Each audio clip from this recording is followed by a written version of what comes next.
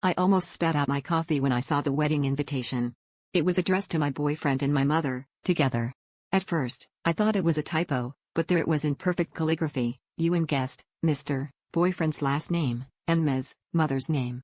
I stared at it so long my hands went numb, replaying every awkward family dinner and every time my boyfriend left the room to take a work call when my mom visited.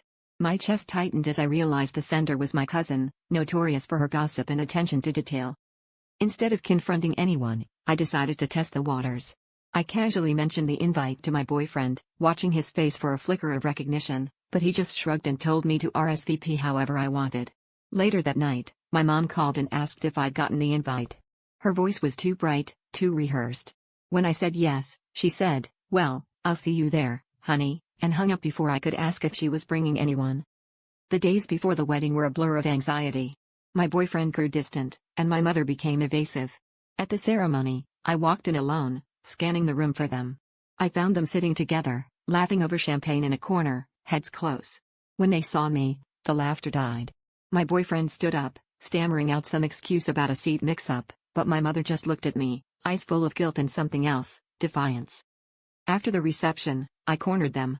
My boyfriend confessed first. He and my mother had been seeing each other in secret for months, both terrified of hurting me but unable to deny the connection.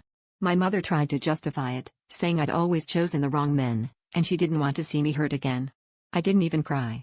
I just felt this strange, hollow relief, realizing I'd spent my whole life afraid of being abandoned, only to watch the two people closest to me choose each other over me.